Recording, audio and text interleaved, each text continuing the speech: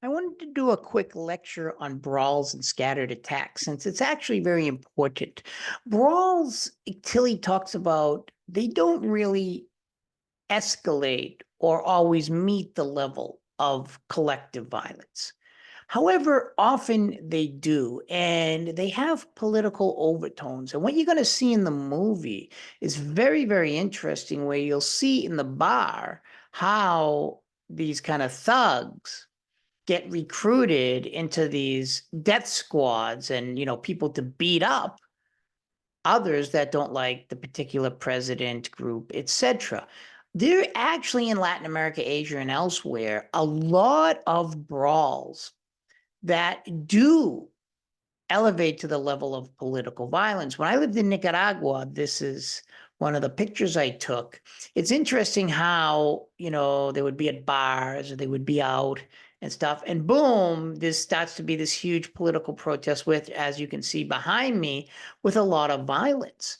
And Tilly talks about like road rage and things like that and some of the characteristics. And I agree with them there, where some of the characteristics are they're very quick at times, and then there's also quick dispersion in after a brawl attack, which is often, in my opinion, uh, collective violence that rises to the political level because it's not just, oh, I don't like the candidate you like and I punch you in the face. It begins to take on different tones where like this bar is Sandinista. That's like people who support the Sandinista movement, although that's not going well right now. And then another bar that might be another political wing. And this is, I'm referring to Nicaragua. I lived 8 years, and they would explode into these kind of protests. And then the anti-motines, that's the riot squad, would come, and then they would fight the riot squad. And these have real big implications, these brawls, because then after, politicians can take advantage of them, and they actually hire people who might not be in Nicaragua. They call them torbas. Obviously, the United States would focus on the more Sandinista torbas because it doesn't like the Sandinistas. But there's actually liberale torbas, that's like groups that would go around and beat people up. I said something to one guy down near here once, and he started chasing me. I was kind of nervous. What it is these parties, political parties, governments, etc., hire these kind of thugs for not that much money. Maybe they feed them, maybe they get them a boiler, a job, or something like that. And then, they become loyal to the party, and these become kind of, and you'll see it in the movie, these thugs become part of the political zeitgeist movement, whatever you want to call it.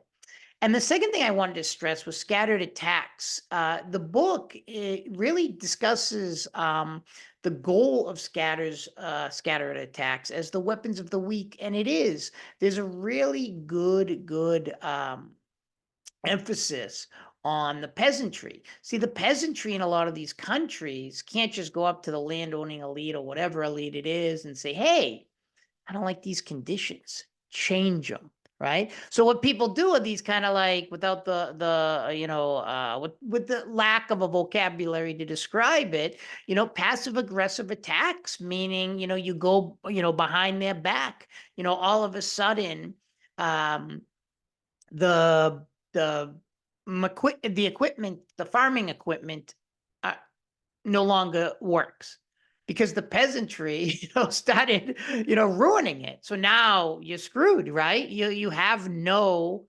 ability to till the land. I mean, that's just like from a peasantry point of view. But there's a lot of that type of attitude and initiatives in these kind of asymmetrical attacks. What you're going to see, these scattered attacks. Maybe you leave a door open.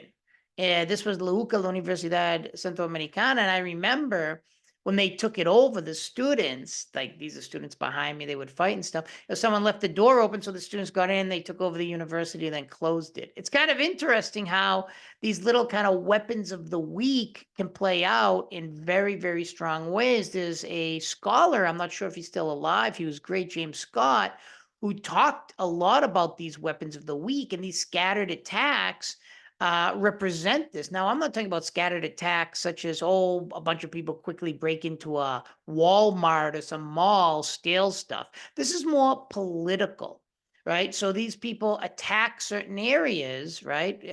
Reflecting the asymmetrical attacks. And then they can, like I said before, melt in. There's deniability, invisibility, etc.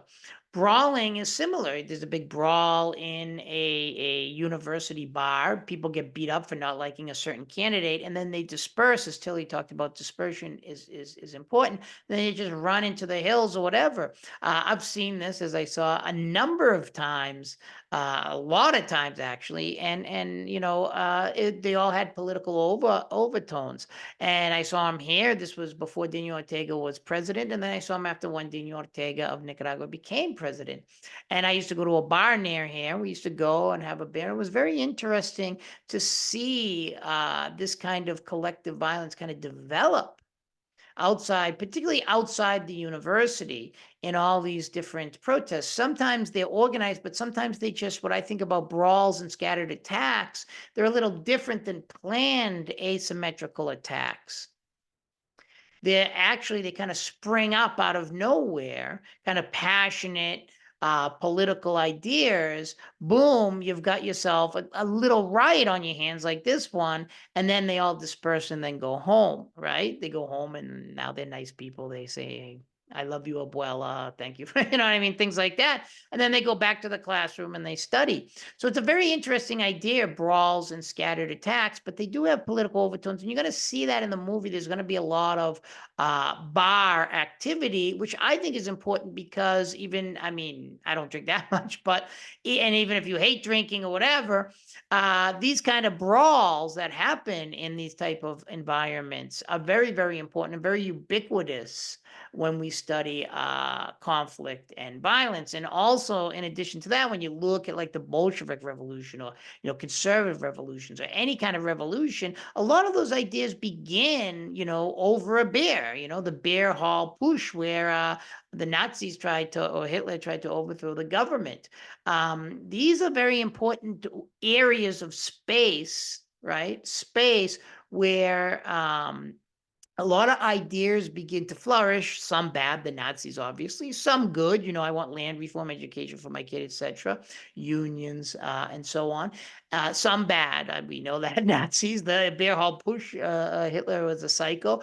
And it provides that space. And sometimes they kind of generate into very quick, spontaneous attacks. And I find that to be very, very interesting and important. And if I say it's important, it's my class. So, it'll probably be on the quiz and and the exam. Take care, everyone, and don't get into any brawls or scattered attacks.